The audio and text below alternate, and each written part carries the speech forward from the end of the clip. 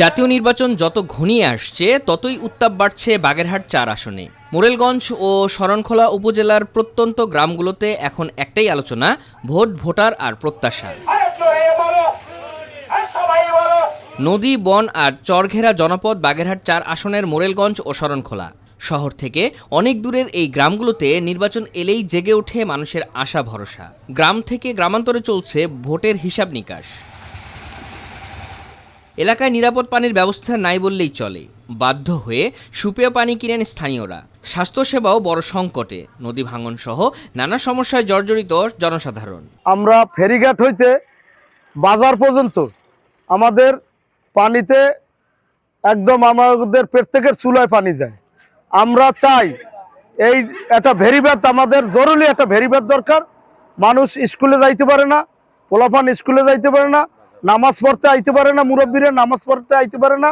বাজারে 20 টাকা দিয়ে ভ্যানে যাওয়া লাগে, বাজারে বাইরেতে হইলে পানি ভেঙে বাইরেতে হয়। আমাদের যখন বাচ্চারা স্কুলে যায়, যখন মানুষ বাজারে যায়, তখন ওই আষাঢ় শ্রাবণে বা বিভিন্ন সময় জলশস্যে পানিতে আমাদের একদম বুক পর্যন্ত পানি হয়ে যায়। আমাদের যাওয়ার কোনো অবস্থা রাস্তায় নেই, আমরা হাতাইয়া কেন কুয়ায়ও পড়তে পারি, নদীতে চুবনি খাই, অনেক সময় রাস্তা বিলীন হয়ে গেছে।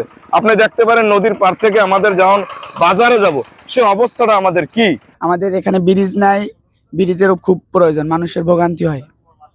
আর খাবার পানির সমস্যা এখনো আমাদের এই অঞ্চলের মানুষ নদীর পানি, পুকুরের পানি পান করতে হয়। নিরাপদ পানি এই এলাকায় টিউবওয়েলের পানি পান করা যায় না, আর্সেনিকের সমস্যা, লবণাক্ত সমস্যা, যে কারণে এখানে পানির জন্য, পানি ধরে রাখার জন্য পানির আধার নির্মাণ করা, বিভিন্ন মিঠা পুকুরে পানি খনন করা এবং যে সমস্ত জায়গায় পুকুর নাই সেখানে পুনঃ খনন করা এবং মিষ্টি পানি ধরে রাখার জন্য এবং জল সংরক্ষণাগার গড়ে তোলা একান্ত প্রয়োজন। আমাদের জন্য একটা ভেরিবাদ দেয়, আমাদের রাস্তাঘাট জন্য একটু ইটের ব্যবস্থা করে।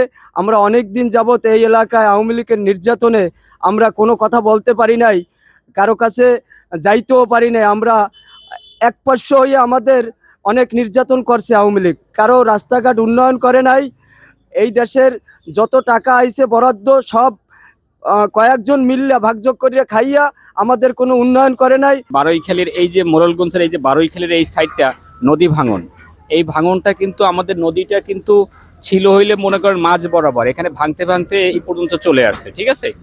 আর ইনশাল্লাহ যদি যেই আসুক ক্ষমতায় তারা যেন এটার দিকে খেয়াল করে, এটার দিকে ভালোভাবে এই কাজটা যেন সম্পূর্ণ করে, মানুষের সুখে দুঃখে পাশে দাঁড়ায়। এই আমরা যেই সরকার গঠন করুক, আমরা যাতে সাধারণ মানুষের, জনগণের জন্য একটা মূল্য থাকে, সব যাতে সরকারি আমলা কামলার হাতে চলে না যায় বা উপরস্থ কর্মকর্তা কর্মচারীর হাতে সব না চলে যায়, আমাদের সাধারণ মানুষের হাতেও জানি কিছু না কিছু সাধারণতম ক্ষমতা থাকে। অবহেলিত এই আসনের প্রার্থীরা ভোটের জন্য যাচ্ছেন বাসিন্দাদের দ্বারে দ্বারে। ভোটারদের আস্থা অর্জনই এখন তাদের প্রধান লক্ষ্য। আমাদের এখানে মানুষের এপারে 10 ইউনিয়নের মানুষের প্রাণের দাবি সেলিমাবাদ থানাটা, সেটা বাস্তবায়ন করতে হবে। সুপেয় পানির ব্যবস্থা করতে হবে, বেড়িবাঁধ দিতে হবে, মানে অসংখ্য কাজ এখানে রয়েছে। আমি যদি নির্বাচিত হই, প্রত্যেকটি সমস্যাকে অ্যাড্রেস করে এবং গুরুত্ব দিয়ে প্রত্যেকটি কাজকেই সমাধান করে আমি চেষ্টা করবো আগামী বছর। আমার সম্মানিত ভোটারবৃন্দ যদি তাদের মূল্যবান ভোট দিয়ে আমাদেরকে নির্বাচিত করেন, তাহলে অবহেলিত মোরেলগঞ্জ শরণখোলার প্রত্যন্ত অঞ্চলের সাথে মোরেলগঞ্জ হেডকোয়ার্টার এবং জেলা সদরের সাথে যোগাযোগের সুব্যবস্থা করার জন্য আমরা ইউনিয়ন, উপজেলা এবং জেলা সদরের সাথে যোগাযোগ বৃদ্ধির জন্য রাস্তাঘাট, ব্রিজ, কালভার্ট নির্মাণের জন্য আমরা ব্যবস্থা গ্রহণ করবো ইনশাল্লাহ।